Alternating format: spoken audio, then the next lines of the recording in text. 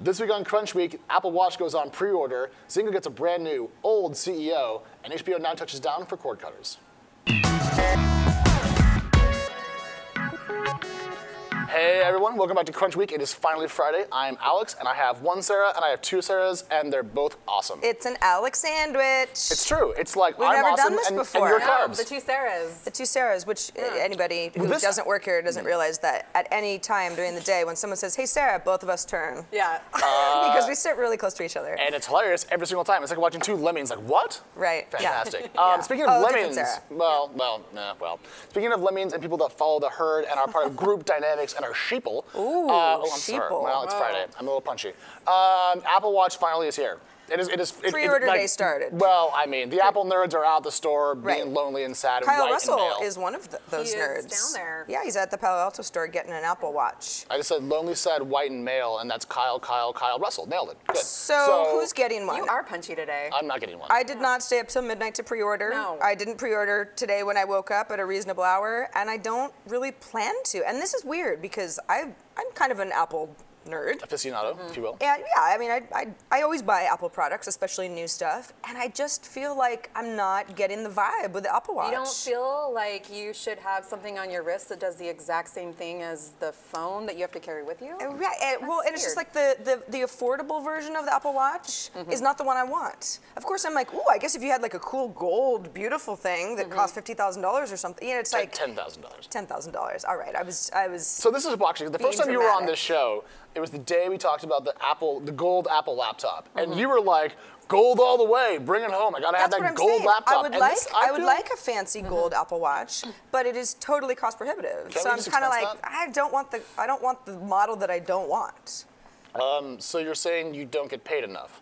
Yeah. Oh, well, that's talk about non-controversial. I'm an employee and I would like a raise. No, I'm just Alex, saying. what about you? Are you? No, I'm gonna buy the second version. You know, I mean, every time I'm on the show and we talk about the Apple Watch, I'm like, no. You just demur. Yeah. I'm not gonna have this. What really pushes you away from this? What drives your Okay, what's antipathy? the use case that I would need something on my wrist a little bit faster than pulling out my phone? Maintaining Right. your I don't virginity. think- Yeah, it's like how far down is the phone buried at any given time? It's like they're always right here. I don't think it's worth. I think it's $349. Yeah, I don't the think it's base worth that. To have, I mean, yeah, Right. that's kind of cool. You see things on your notification, and I get the argument that you are looking up at people and interacting more. So they say. I don't think that's worth $350 though. I think when iOS first launched, you know, the new iPhone, there was a lot of these questions too. People saying, well, it doesn't work exactly right. There's some bugs to sort of work out within the OS itself. And it seems like the Apple Watch has the same beginnings. There's some mumbling and grumbling about how certain apps don't really work right, and people are trying to find use cases for them. So it's like, I'm just one of those people who's going to sit back and wait a month and then see Right. how Well, everyone okay, feels. this is the first iteration of Right. the Apple Watch, which the first.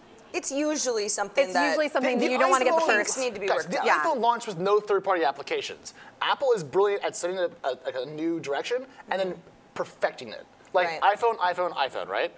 Because it's the best damn thing ever built.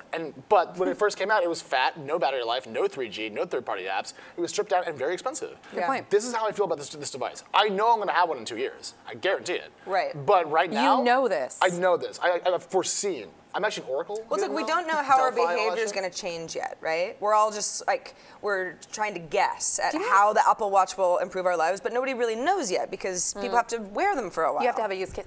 One thing I do think is actually pretty cool is the heart rate sensor in the back of that. That's kind of cool. There's some fitness tools in there. But I mean, And all the other wearables and people who love the other wearables right now are just like, what in the world are you guys talking about? These all exist already. Right. On the subject of things that are failures in the short term, Zynga's share price was down a lot this week.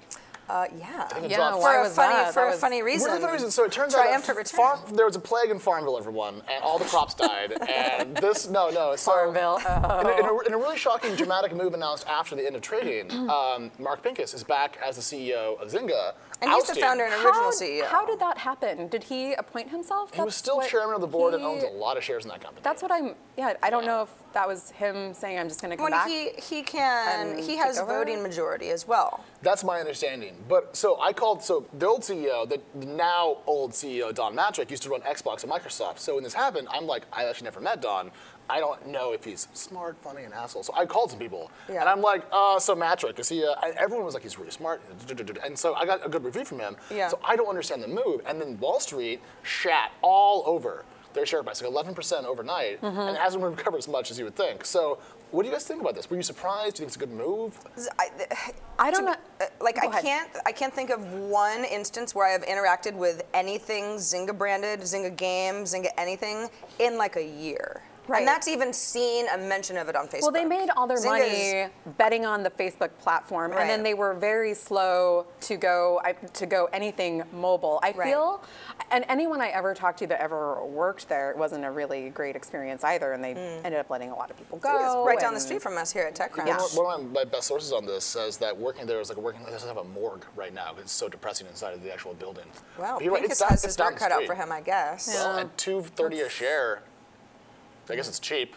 Zynga is I mean, it was a behemoth, and I feel like Zynga's not the only example of a gaming company where it's like, oh wow, it's the hot new thing, because gamers are fickle, and everybody likes a game for a short amount of time, and the curve is always sort of the same. So I don't know. Do they need a couple like big new hits? That would probably give them a second life. I almost just said Farmville 2 has been doing quite well, and then I realized how dumb that statement was. Is it doing quite well? It was actually when it launched. Yeah, it's quite good. And actually, they've shown if you look at their earnings, the last couple quarters, they've shown revenue growth and declining net loss. So maybe Pincus is like, now's the time to come on in because we're on an upward swing, and then I can take credit. It's the CEO version of slide into your DMs like. There's also this brand new HBO Now business, which I still don't understand. So Sarah Burr, walk me through what's over in HBO land. We were talking about the difference between HBO Go and HBO Now, which is a little confusing because they sound alike. They sound alike.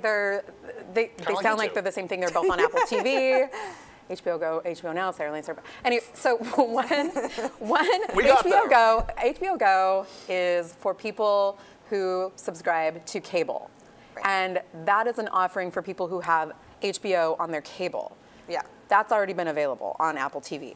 HBO Now is for people who don't have cable, so it's for cord cutters. I see. Right. So now people who don't have cable but still want access to Game of Thrones, other offerings. Silicon Valley HBO. Veep starts on Sunday as well. Very funny show. It's amazing how HBO has this huge concentration of just amazing content. Yeah. Like when you say that, I'm like, oh yeah. HBO is one of the few channels, because I don't have cable, because I just can't really justify, because I don't watch enough TV to justify the cost per month. Yeah.